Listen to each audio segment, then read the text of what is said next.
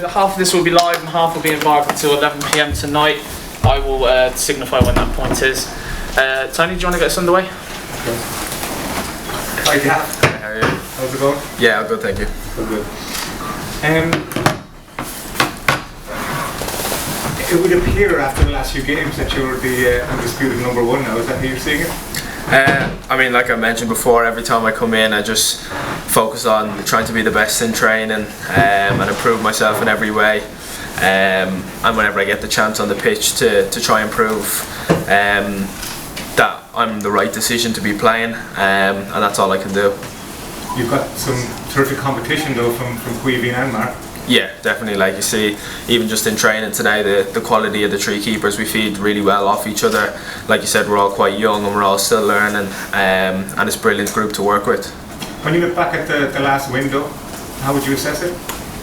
I think it was quite positive in terms of performances. I think the results definitely could have gone more our way. I mean, if we keep going the way we're going and putting in these quality performances, I'm sure the results will come. And it was brilliant to see players like Andrew coming through, making their debuts, and I suppose the belief and the quality that we played with in the games was really promising.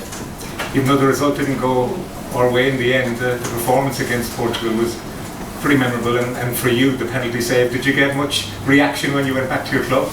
I did, yeah. You have a lot of people asking me what it was like, but like you said, the performance was outstanding that night. We just didn't get the result. It didn't go our way in the end, but it shows real promise for upcoming games. But back specifically to the penalty against Ronaldo, I mean, you know, had you thought about what you were going to do beforehand? Had you studied him?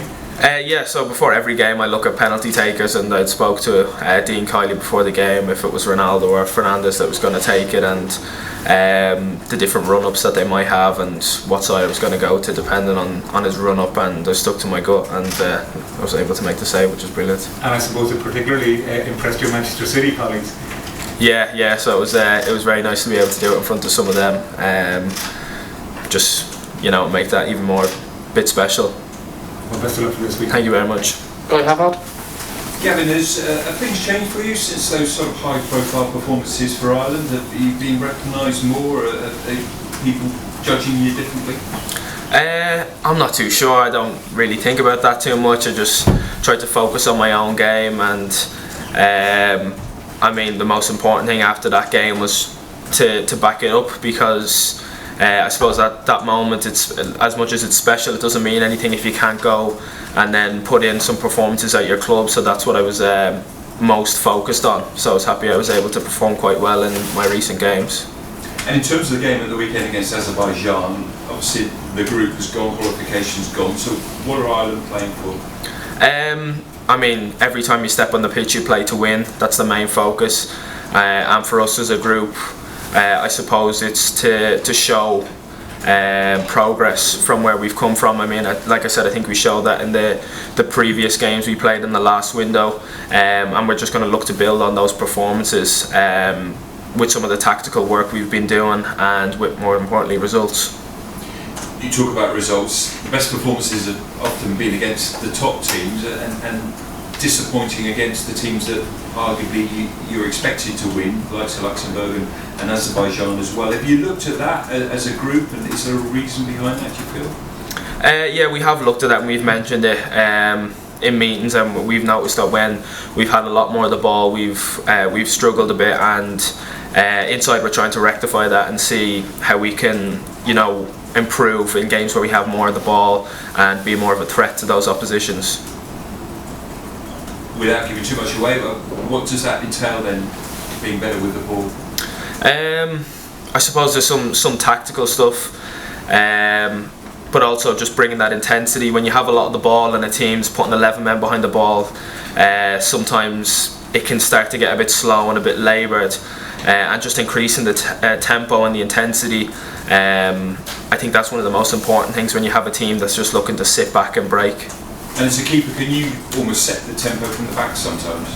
Yeah, definitely. That's definitely one of my roles, is to set the tempo and the intensity, not only with what I'm doing on the ball, but also with my voice. Thanks very much. Thank you. Thanks, Kieran. Hi, Gavin. How are you? Hi. No wins yet in Group A, no competitive win yet under Stephen. Is that winless run a concern for the players at all?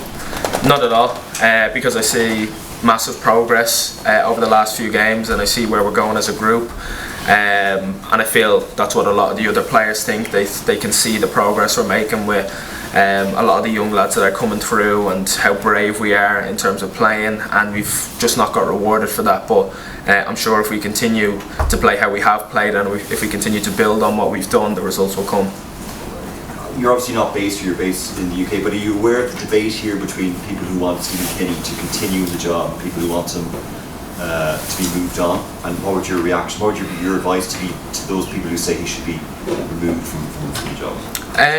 No, I wouldn't be too aware of, you know, what the opinions are of other people, but I think the most important thing is to look at us as a group, look at the recent games we've played, look at the game against Portugal, the game against Serbia, look at the amount of young players that have been integrated into the squad, and this isn't going to be a short or quick fix. It's not going to be a temporary solution. This is for a long-term plan to get us into a position where all these young lads will be able to break through into this team, and we'll be able to challenge the best teams in the world. That's the aim.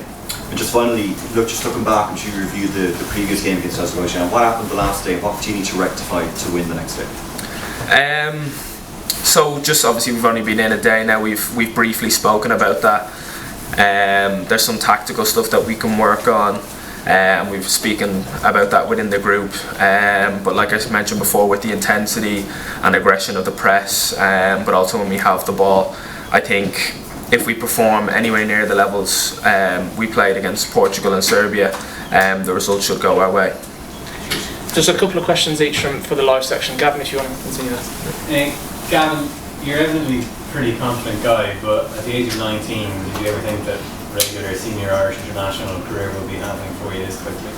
I mean, it was always a hope and an aspiration, and now that it's happening, you know, I don't even think about it like that. I think about what's the next goal, what's the next level I can get to, and I just continue to take things day by day, training session by training session, match by match, and trying to improve every day, really. Being Ireland's regular goalkeeper, has it changed you at all, either a person or a footballer? Possibly just gives me that little bit of recognition for all the hard work I've put in, which is good, but it gives me just that taste for success and how I want to get to a next level even quicker, and how I can work harder to get to that next level, like I said. And just lastly for me, Gavin, slightly more tangibly, we saw the defence and the rest of the Irish team probably pass back to you and use your distribution a little bit more in the last window compared to March. Was that something that the manager had talked about using your distribution as an asset for the rest of the team?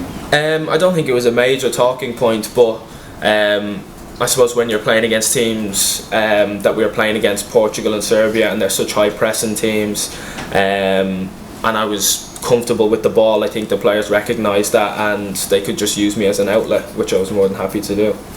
Damien, please. Gavin, there's obviously a huge step from League One to international football, but how has your league football prepared you for what you first did at the national level? There's a huge difference, but I think if you approach all of the games in the same way, it doesn't make a massive difference. If I approach every league game with the same intensity and the same mindset that I'd approach every international game, and I think that's just the mentality of wanting to win, to be the best on the pitch, to play with intensity and a great temperament. And I think if you play with that mentality, no matter what level you're playing at, you'll be one step in the right direction. And just going back to the Ronaldo penalty, I mean, everybody's been talking about it. How often has it gone through your mind since last week? I don't think about it too much, but like you said, there's a lot of people who bring it up every now and again, and it's a nice thing to be able to go back to. But I just want to kick on, and I want to have another moment like that. And Ed, just stay in the live section. Gavin, how are you doing? I suppose following your performances in the green jersey over the last window, did you have a conversation with Manchester City about that performances, and whether are they monitoring your situation? Would they be able to call you back, or are you contracted to Portugal for the full season? I mean, the only conversations I would have had after that last window was with Xavi. He's the goalkeeper coach with the first team at City, and I speak to him very regularly after every match, and the conversations just would have been in terms of like a tactical breakdown of the game, what I done well, what I could have done better, and how to improve. There was no conversations about anything else other than what I did on the pitch. So no, I'm very much just focused on what I'm doing at the moment, just taking it game by game, and I'm not really thinking about anything else other than that. It's obvious, and also just the players and the manager are all sort of focused now towards building for Euro 2024. Would the players, you think, be more comfortable to know if the manager is in place for that full campaign, and so that you could also start really beginning that journey together? I mean, from the players' point of view, like, we're not even really thinking about that. Like I said, we're just thinking about the next game, and we're taking all the information that we're getting from the manager and Keith and Anthony, and it's really been brilliant. And like I said before, we've seen the progress that we've been making, and we're just going to look to continue to build on that, and take it game by game, because the most important thing for us is now on Saturday focusing on that game. We're not thinking any further ahead of that.